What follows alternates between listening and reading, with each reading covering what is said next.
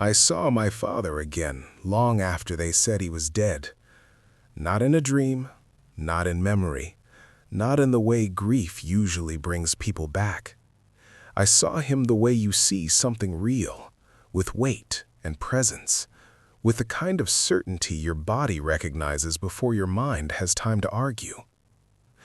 They told me he fell. They said accidents happen in old houses. But accidents do not wait, and they do not remember.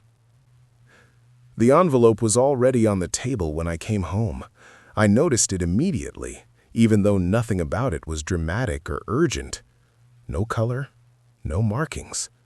Just my name, written the way my father used to write it. I stood there longer than I should have, not afraid to open it, but afraid of what opening it would confirm. Inside, there was only one sentence. You left me here. No explanation, no question, just a statement, a fact. Beneath it was an address I had spent years teaching myself not to remember. The house. Memory is not a recording. It is a reconstruction. Every time I think about that night, something changes. The sound of the stairs, the angle of his body, the space between us. I remember being afraid. I remember shouting. I remember standing still when I should have moved. But I do not remember touching him. And yet, I know I was there. That knowledge has weight. Driving back to Black Hollow felt less like returning to a place and more like re-entering a state of mind I had escaped only by distance. Small towns do not disappear. They simply decay quietly, as if trying not to disturb anyone. The front door appeared at the edge of the road exactly where it always had, unchanged, as if time had learned to avoid it. The closer I got, the more my body reacted. A tight chest, shallow breathing, that quiet alertness you feel when something is watching but not moving. The front door opened easily. It always had. The air inside smelled like dust and age and something faintly metallic beneath it. Everything was where it had been. Furniture, walls, photographs. Dust covered most surfaces, thick and undisturbed, except one photograph. A picture of my father and me standing on the porch the day we moved in. It was clean, as if someone had touched it recently. I did not step closer right away. I already understood what that meant. The hallway felt longer than I remembered, the light dimmer, the silence heavier. The handle at the end of the hall was cold when I touched it, not metaphorically, but physically, like metal left outside in winter. The stairs groaned under my weight in a way that felt rehearsed, like the sound had been waiting to be made again. The smell grew stronger as I descended, dry, metallic, old. In the center of the room stood a table. On it sat a tape recorder, the same model from years ago. It was clean, recently handled. There was a cassette inside. Its label was written in my father's handwriting. For when he returns. I understood then that the house had never let go. The sound began with static, then breathing, slow and heavy. Then my voice, not as I am now, but as I was then, smaller, unsteady, breaking. I did not need to hear every word to recognize the emotion behind it. It was guilt, pure and undiluted.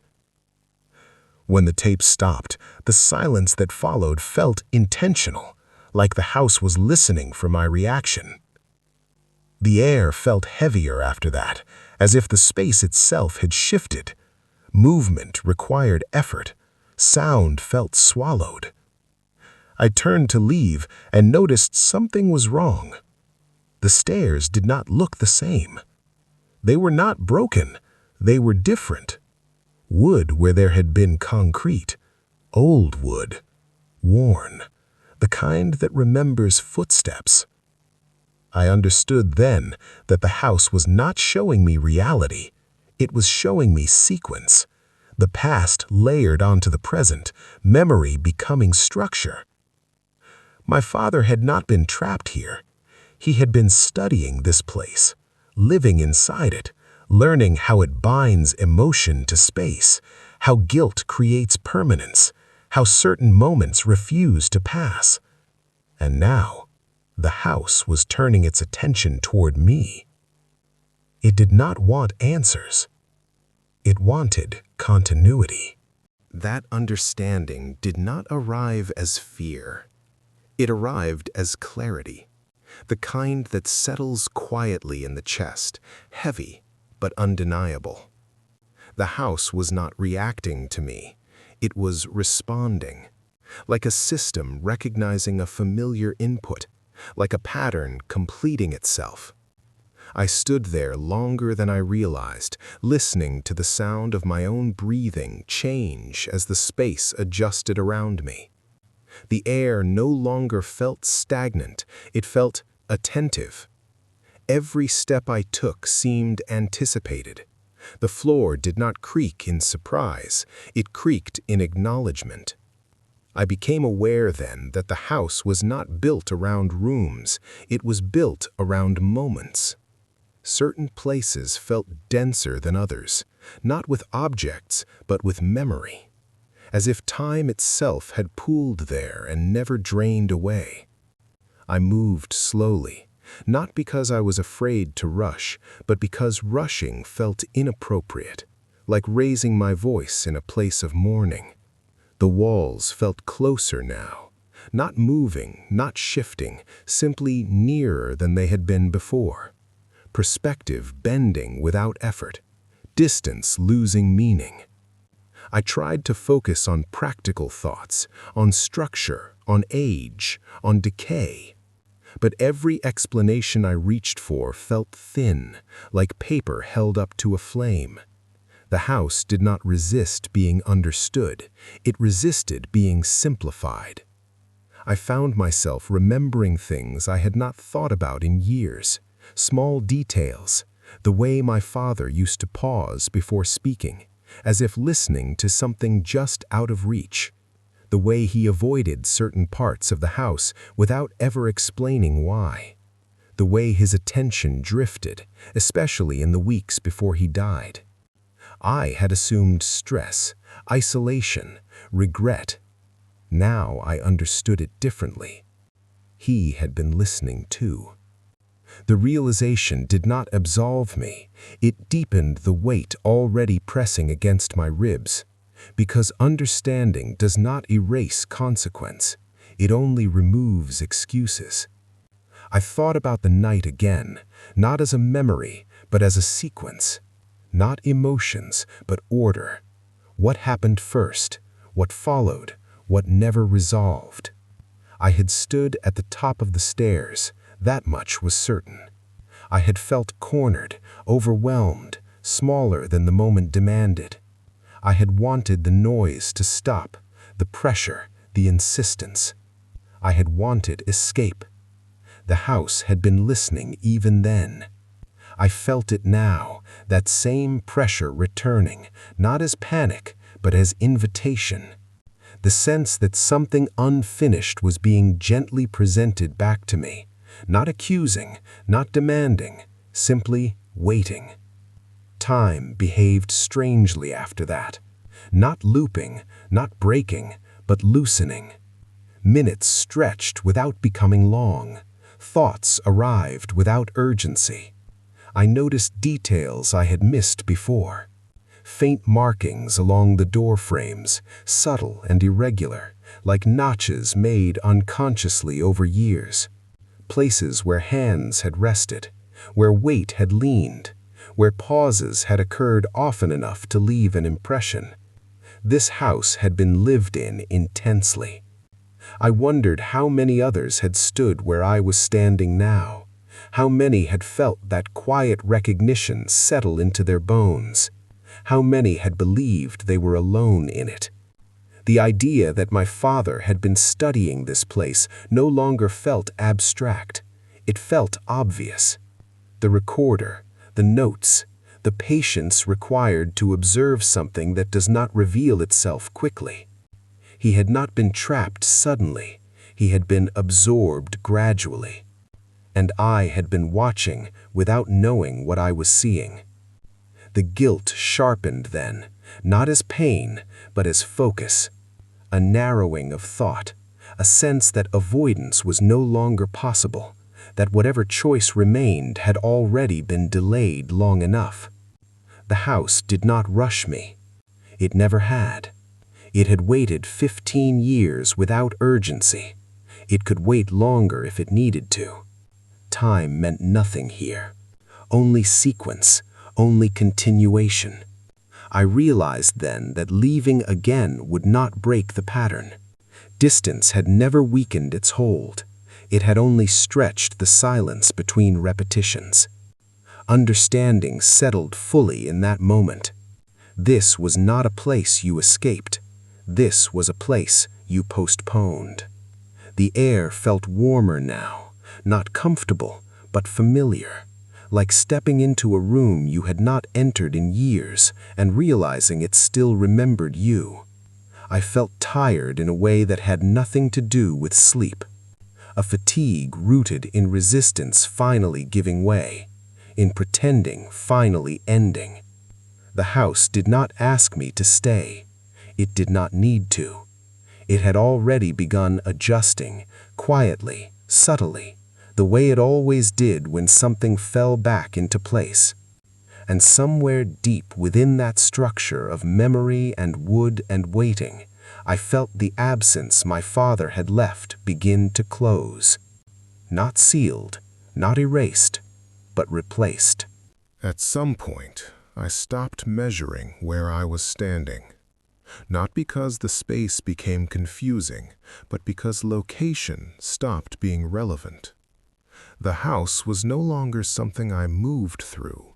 It was something I was inside of, the way a thought exists inside a mind. I noticed the silence had changed. It was no longer empty. It had weight. Not pressure, not threat, just presence, like someone standing nearby without making a sound. I realized then that I was no longer waiting for something to happen. I was waiting to finish something. That distinction mattered. The idea of leaving crossed my mind again, but it felt distant, theoretical, like remembering an appointment from a different life. I could picture the door. I could imagine my hand on the handle, but the action itself felt incomplete, as if the movement would not resolve into anything meaningful. Leaving would be motion without consequence. Staying, however, carried shape. I thought about how long patterns can exist before anyone questions them, how repetition dulls awareness, how familiarity disguises intention. The house had never hidden what it was. It had simply relied on patience. I wondered how many times my father had stood in this same quiet acceptance before mistaking it for peace. How many times he had convinced himself that understanding meant control, that observation meant distance. I understood now why he never tried to destroy the house. You don't destroy something that isn't acting against you. You don't fight something that only waits. The walls felt warmer when I leaned closer, not physically, but emotionally, as if the space recognized the alignment, as if resistance had finally dropped below a threshold. I felt a strange calm settle over me, not relief, not comfort, something closer to inevitability, the kind that arrives after all arguments have been exhausted. Time no longer felt like something that passed. It felt layered, like multiple moments resting on top of one another, indistinguishable in weight. I became aware of my breathing again, slower now, synchronized with the stillness around me. Each inhale felt acknowledged, each exhale felt recorded. This was not possession, this was participation. I remembered leaving years ago, the urgency, the certainty that distance equaled freedom.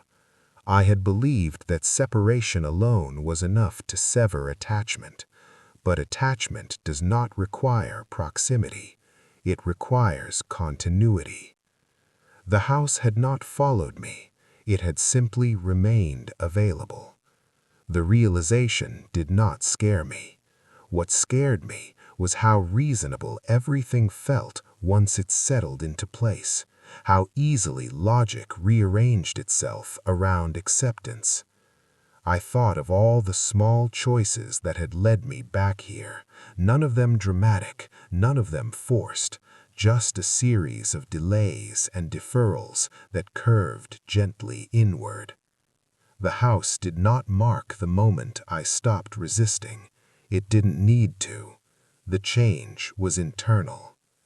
I felt myself slowing, not physically, but conceptually, as if parts of me that had always been restless were finally given permission to be still.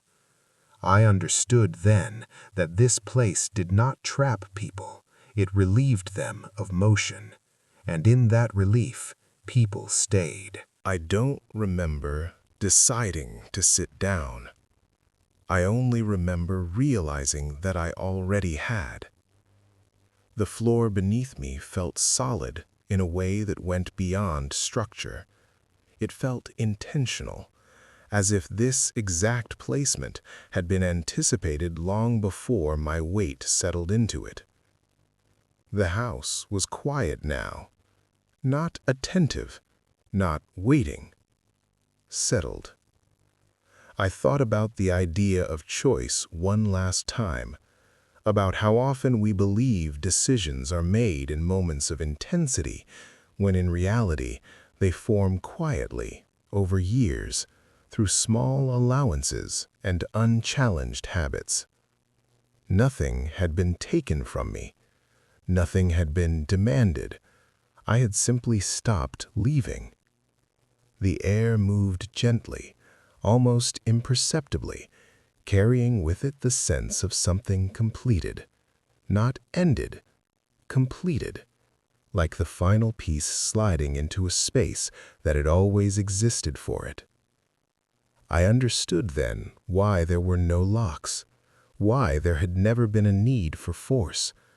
You don't imprison what no longer tries to escape. My father hadn't disappeared, he had settled, and now so had I. Somewhere within the structure, a balance restored itself. The absence that had lingered for years finally softened, no longer sharp enough to be noticed. The house did not change. It didn't need to. It had continuity again. And I realized, with a calm that surprised me, that if someone were to stand at the door tomorrow and listen carefully, they might feel it too. Not fear, not warning, just the quiet certainty that something inside was no longer unfinished, and that it would wait as long as it needed to.